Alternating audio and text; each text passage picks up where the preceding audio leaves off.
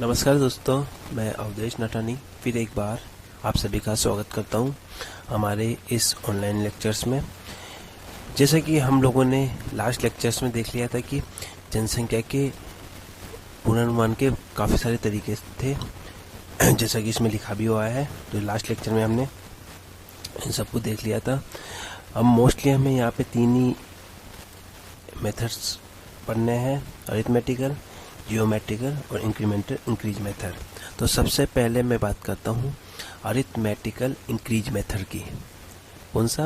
Arithmetical increase method. तो ये जो मेथड है, जैसे कि आप फर्स्ट पॉइंट में देख सकते हो, जनसंख्या पूर्वानुमान के का सबसे सरल तरीका है। तो ये वाला जो मेथड है, सिंपलेस्ट मेथड है पॉपुलेशन फोरकास्टिंग के लिए। ये जो मेथड है, ये जो पॉपुलेशन फोरकास्टिंग में जो रिजल्ट देता है वो सबसे कम देता है और के कंपैरिजन में। तो इसलिए ये गिव्स द लोअर रिजल्ट। और के कंपैरिजन में जो जनसंख्या फोरकास्टिंग, पॉपुलेशन फोरकास्टिंग करेंगे उसमें सबसे कम रिजल्ट निकाल के देता है ये। इसके बाद में अगर बात करूं तो इसमें जो पॉपुलेशन इंक्रीज, इसमें जो दर मानी गई है पॉपुलेशन इंक्रीजमेंट की, वो कांस्टेंट मानी गई है। तो increase in population from decade to decade is assume to be constant. दशक दर दशक जो जनसंख्या में वृद्धि है वो स्थिर मानी गई है, कांस्टेंट मानी गई है। ठीक है। जनरली इसको उन शहरों में अपनाया जाता है या तो जो पुराने हैं या फिर जिनका विकास अपनी अधिकतम स्तर तक पहुंच चुका है। अब चूंकि ये देखो सबसे कम परिणाम देता है, तो हम ये मान के चले कि इसमें जो वृद्धि है किसी भी शहर में वो अब बहुत धीमी हो रही है। यहाँ पे जितना विकास हो सकता था वो हो गया। उस तरीके के शहर के लिए हम जनरली अरिथमेटिकल इंक्रीज मेथड को अपनाते हैं। तो ये एक पॉइंट बहुत इम्पोर्टेंट हो जाता है। ठीक है। तो अगर मैं अरिथमेटिकल इंक्रीज मेथड में कैसे कैलकुलेशन करते हैं तो इसकी बात करूं तो अगर आपको n दशकों के लिए, कितने दशकों के लिए? n दशकों के लिए, n डिकेड के लिए आपको भविष्य की आबादी अगर निकालनी है, जैसे कि n में आपके 5 डिकेड हो सकते हैं, 5 दशक हो सकते हैं, 10 दशक हो सकते हैं। तो ये कैसे कहने का मतलब क्या है? जैसे आपको मान लो 1991 तक की पॉपुलेशन दे रखी है और आपको 2021 की पॉपुलेशन निकालनी है। तो यहाँ पे कितने डिकेड हो गए? यहाँ पे आपके 1 ये और 2 ये, टोटल 3 डिकेड हो गए, 3 दशक हो गए। ठीक है। दोनों का डिफरेंस लेके उसमें डिवाइडेड बाय 10 कर दो तो आपके वो डिकेड आ जाएंगे, आपके दशक आ जाएंगे। तो आपको अगर n दशक के लिए निकालनी है तो n दशक के लिए जो पॉपुलेशन होगी वो p, जो अंतिम दशक की पॉपुलेशन है, प्लस n i। n यहाँ पे दशक हो गया और i यहाँ पे क्या है? यहाँ पे i है average increase in population for a decade.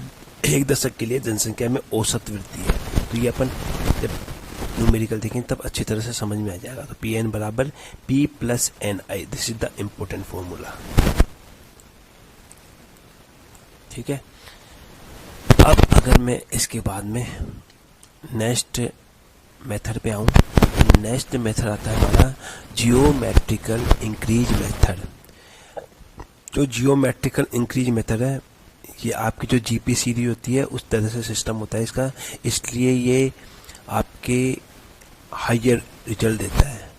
जो भी पॉपुलेशन फोरकास्टिंग के बाद में जो आपको वैल्यू मिलेगी वो और के कंपेरिजन में सबसे ज़्यादा मिलती है, गिव्स द हायर रिजल्ट्स। इसमें भी आपकी जो जनसंख्या वृद्धि दर है वो आपके कांस्टेंट मानी गई है, स्थिर मानी गई है। तो percentage increase in population from decade to decade is assume to be constant. जनसंख्या वृद्धि दर स्थिर मानी गई है। इसको जनरली हम कहाँ पे उपयोग करते हैं, ये इंपॉर्टेंट हो जाता है। जहाँ से जनरली आपको ऑब्जेक्टिव में भी क्वेश्चन पूछते हैं। तो ये जनरली वहाँ यूज किया जाता है जहाँ जिन शहरों में विकास अभी अभी शुरुआत हुई है, विकास की शुरुआत अभी अभी हुई है, या फिर जहाँ पे नए औद्योगिक शहर हैं, उनके लिए इस मेथड को अपनाया जाता है क्योंकि ये हायर रिजल्ट देता है। ठीक है, तो पॉपुलेशन फोरकास्टिंग का सेकंड मेथड है हमारा जियोमेट्रिकल इंक्रीज मेथड। तो अब मैं जियोमेट्रिकल इंक्रीज मेथड में जो कैलकुलेशन की बात करूँ, फॉर्मूले की बात करूँ, तो जो फॉर्मूला है वो नीचे दिया गया एक्सपेंस के थ्रू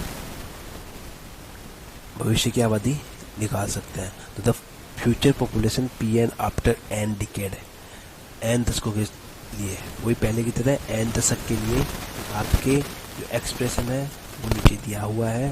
तो ये आपका एक्सप्रेशन है, पी एन बराबर P into 1 plus R upon 100 to the power N. अब यहाँ पे पी एन क्या है, पी एन आपकी जो भी पॉपुलेशन, आपको जिस भी भविष्य की आबादी की पॉपुलेशन है एन डिकेड के बाद में वो निकालनी है।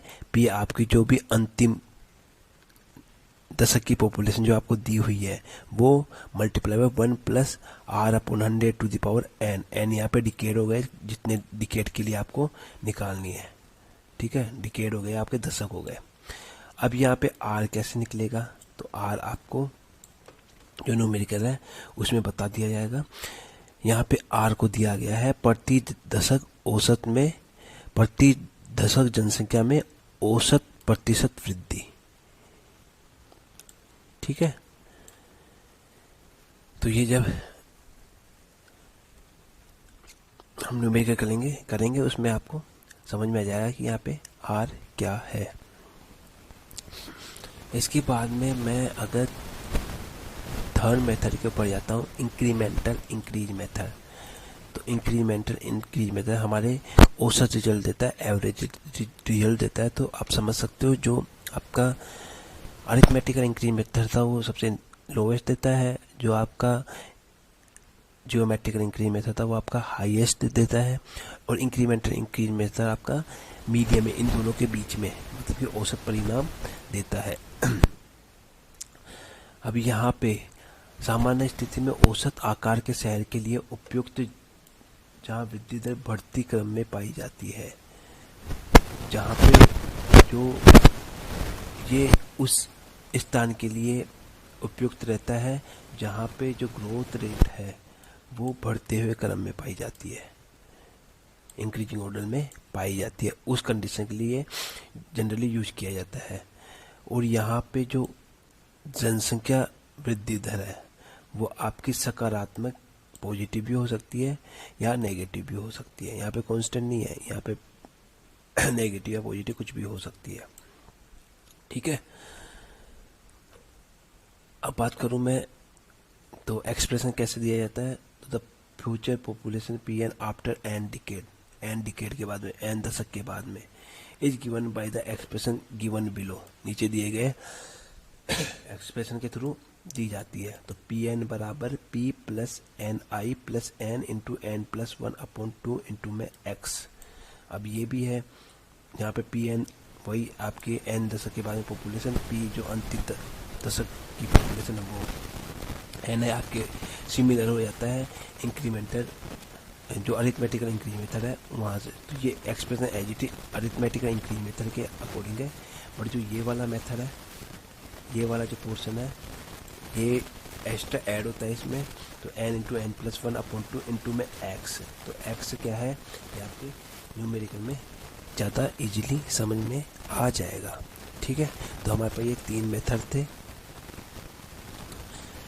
अब मैं अगर इसमें बात करूं कि जो पॉपुलेशन ग्रो करती है वो एक एस कर्व या लॉजिस्टिक कर्व की तरह इंक्रीज होती है। तो यहाँ पे देख सकते हो आप, टाइम है और ये नंबर ऑफ इंडिविजुअल है। तो पहले जो ग्रोइंग रेट है वो सडनली इंक्रीजिंग रेट होती है यहाँ पे, फिर यहाँ पे लगभग कांस्टेंट हो जाती है, और फिर जो ग्रो रेट है वो डिक्रीज होने लग जाती है।